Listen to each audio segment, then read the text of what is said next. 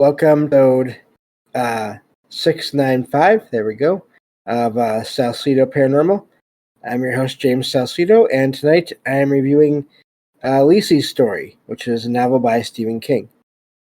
As always, you can find all episodes of the show, along with links to social media and other ways to contact me at the podcast page, and that is salsidoparanormal.podbean.com. That's SALSIDO paranormal.podbean.com. Always happy to hear from you all, whether you have comments, questions, or topic suggestions. There we go. Or if you have accounts of paranormal experiences, whether they're your own or from others that you trust, happy to either read those or have you join me on the show to talk about them. Thank you all for listening, whether you are here for the live recording streams on Discord, or if you listen to the podcast or YouTube feeds, or on the Troubled Minds Radio Network, KUAP Digital Broadcasting.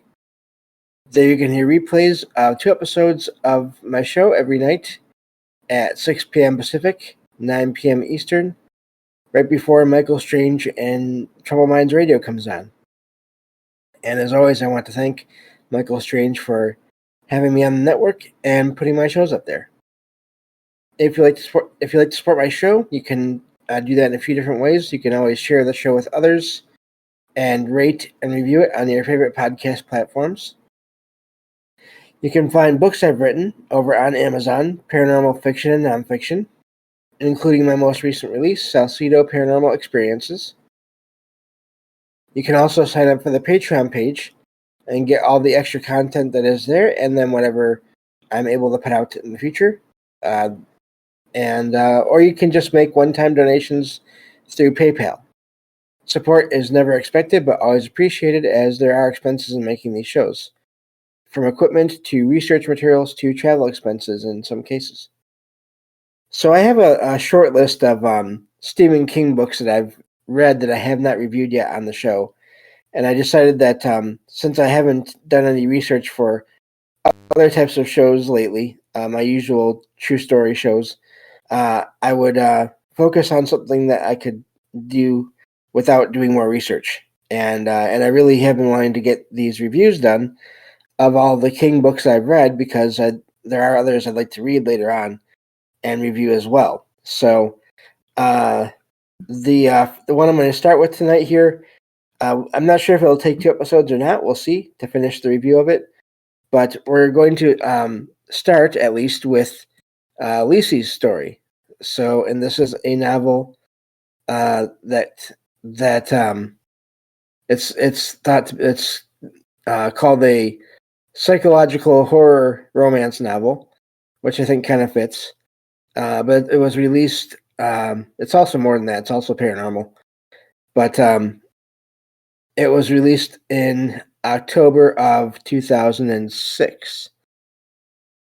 So this story focuses on Lisey Landon, who is the wife and at this point widow of a famous and successful writer, novelist, Scott Landon.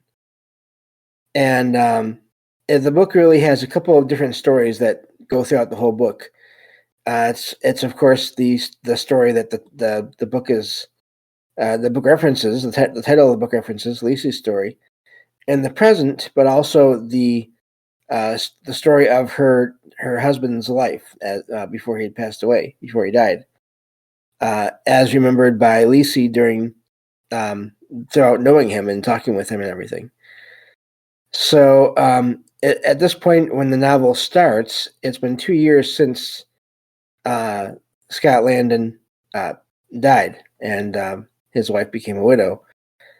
And also, it's so yeah, it looks like I'm glad I was right about this. It looks like the pronunciation is Lisey, and so she's still, even after all this that happened, even though it's 2 years later, she's still cleaning out her husband's writing area, all of his unreleased things. Believe me, there can be a lot of that in any writer's collection.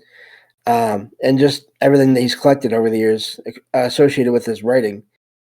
And over the past couple of years, a lot of people from the academic community have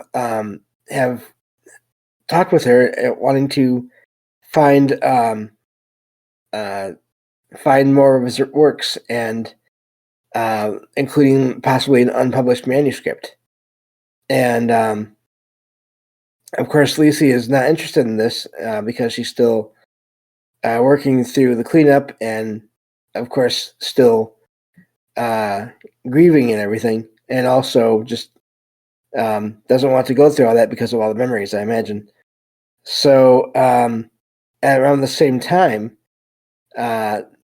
she has a sister named Amanda who stays with her one day, and so they're both. She's helping Lisey go through all the stacks of books and everything and magazines to mark any pictures where Lisey appears or is mentioned because of her association again with her husband. So Lisey at this point starts to really go into memories of her past, describing them in the book, because that is the perspective. The book is told from her perspective. That's how the book is basically told overall. She starts with memories of the time she saved Scott from being fatally shot by an insane fan. Now, of course, this has happened. The fan thing does happen here and there in the real world, from what I've heard. And so she's even though she's kind of remembering these things, she tries to stop it whenever it gets to anything too terrifying, like that shooting, the attempted shooting. But at one point, Amanda finds that. Let me see here. So, meanwhile, Amanda, the sister, finds that her ex-husband has remarried and is moving back to town, and she basically suffers some mental health issues there and becomes catatonic, and leaving Lisey to bring her to a medical hospital, basically a mental health facility. And but as she's doing this, she hears Amanda speaking in Scott's voice. And so again, you have her sister here is catatonic, and yet Lisey's deceased husband comes through her sister somehow, telling her that he has created a hunt with a prize at the end of it, but that's all that that comes through, and so Lisey doesn't really know what to make of all this. So not long after that, one day, Lisey gets a phone call from a man calling himself Zach, and claiming that he'll be forced to hurt her if she doesn't hand Scott's documents over to a professor that she recently sent away without anything. And so she I'm just reading over my spot here. Oh, there we go. Okay, so after that, Zach leaves a threatening letter and a deceased cat in her mailbox. So of course things are escalating, and so at this point, Lisey notifies the authorities, and but it's a smaller town, and the most they can offer her is a patrol car that is stationed by her home, unless an emergency happens somewhere else. And so this, of course, doesn't, in the end, doesn't keep Zach away from Lisey, and he eventually attacks her and injures her. And so throughout this book, Lisey starts to remember certain things about her husband, Scott, that she had repressed or intentionally sort of forgotten, and including the fact that that Scott's family had a history of mental illness within themselves that always plagued them, both the father and their sons. And but there was also Scott apparently had this ability to travel to a different world when he was really focused on things, becoming catatonic, but then also just vanishing, which is sort of where the paranormal aspect of all this comes in. And so this, as she's remembering these things that he has told her, and even one case where she knew he was in the house and saw him one moment and then did not see him where he had been the next and could not find him. Lisey also realizes and remembers that she was able to follow Scott into this other world one day, and she's able to basically do this and sort of contact Amanda, who is partially in that world as well, and bring her out of her catatonic state. And then, of course, everything works out overall in the end. Zach is basically Lisey and Amanda end up defending themselves against Zach, and he dies at and basically on the edge of these two worlds, at the hands of a vicious world-crossing beast that has been stalking the forest of that other world, for years.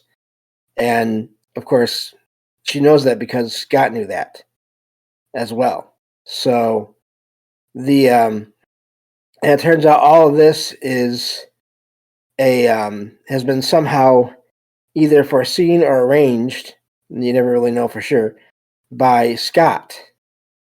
And this whole thing is as a result of his sort of giving hints to what they should do next, what Lisey should do next. And in the end, she finds a diary of Scott's of Scott's from when he was basically younger, and turns out he was so it goes into more details about Scott's family. Not quite as important to the paranormal aspect of all this. And but so everything seems to be better for Lisey and for Amanda. And so Lisey starts packing up all of the things from Scott's writing area, and she starts packing everything up and giving them away to the various people in the academic world that wanted to look over them. And she also feels that Scott has moved on. She hasn't had any more feelings or messages from him directly. But now what she's finding is that she has a hard time keeping herself grounded in the real world, the regular world. And she finds that when she's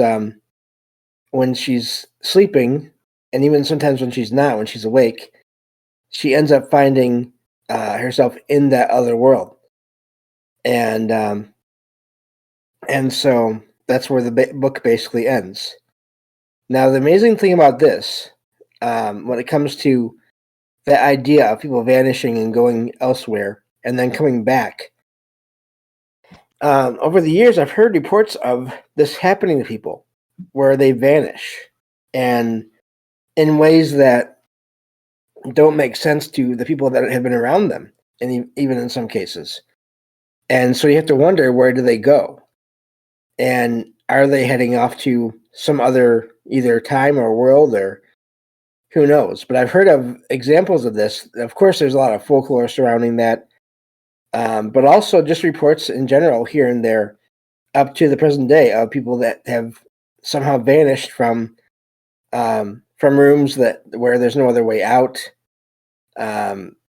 to that kind of, so it's that whole kind of thing where no one knows how they're vanishing. And so that was the basic story there of that book. It was really well done. There's a lot I'm skipping over here because it's sort of deals with mental health issues that I'm not qualified, I don't think, to go into a lot of details on. But there is that as well is something that can happen from, I believe anyway, from based on what I've heard and read, from paranormal experiences. When you have a weird enough or strange enough experience, it can really shake people, and some more than others. And so yeah, but that was this went by faster than I thought it would. So that's really amazing. That I thought it would take 2 episodes, so it didn't take that long. So yeah, that's that book, and it's not terribly long. It's compared to some of Stephen King's other books. I actually just today I bought one of his more recent books called Fairy Tale, and I'm going to be looking into that one. Next episode here, we will go over another novel called Joyland, and I might be able to get through 2 reviews in that book, in that show, because that book is even shorter than this one was, I believe. So we'll see how that goes. But if there's any other books that you all would like me to review in the future that have anything to do with sort of paranormal things, maybe not necessarily super dark stuff, but anything like that, any books on, and even science fiction that maybe have anything to do with any of the things that we talk about in these shows, please let me know, and I will try to get them and read them, listen to them. So, but yeah, let me see here. I'm just trying to think of what else to say about this book, and I don't think there's really much. Maybe what I'll do, maybe we'll get through Joyland, or at least I'll start that review of Joyland right now. I'm just looking at everything here. I'm going to check on the summary of this book.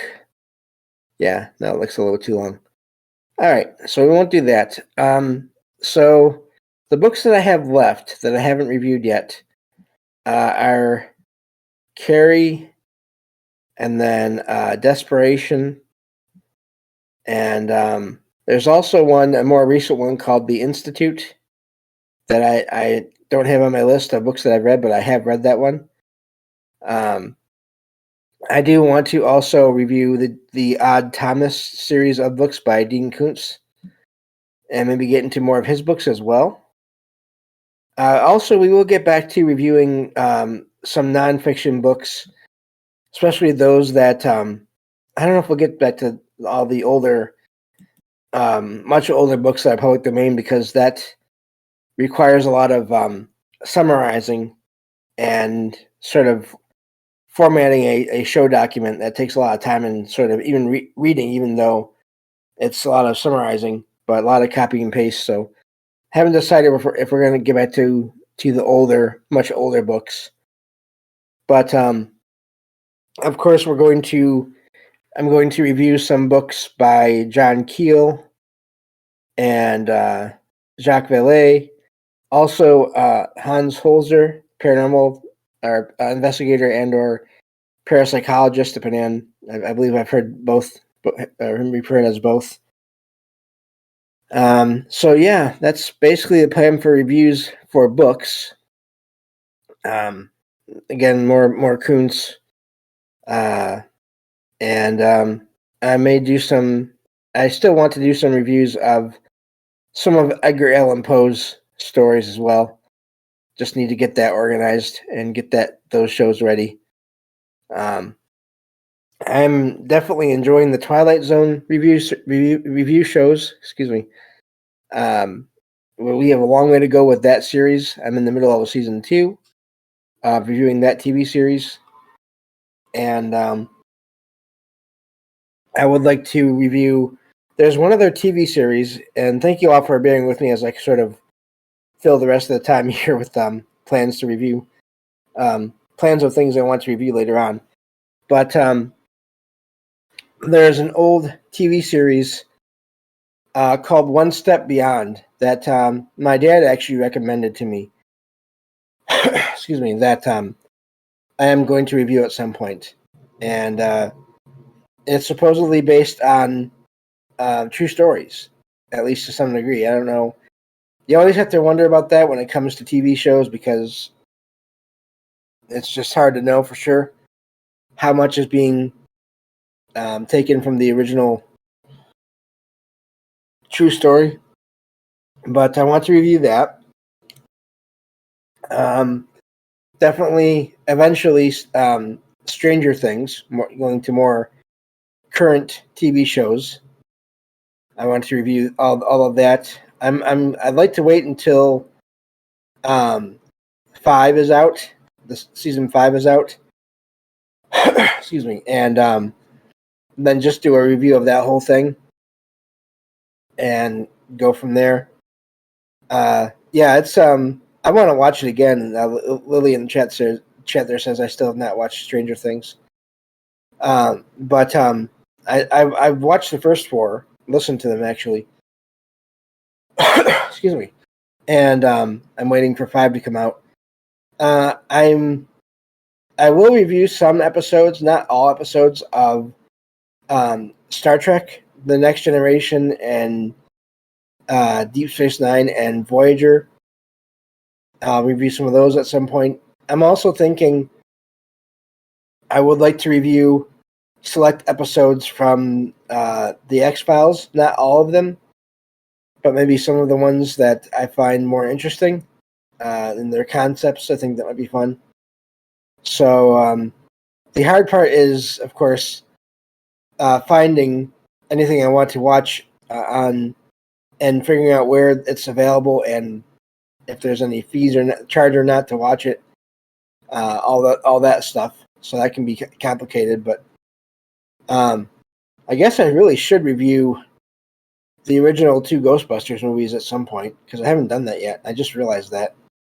I mean, I love those movies overall, so I haven't seen any of the new ones, but I don't really watch as many movies now as I used to. Partly because of my eyes being more sensitive to light, I don't do that so much.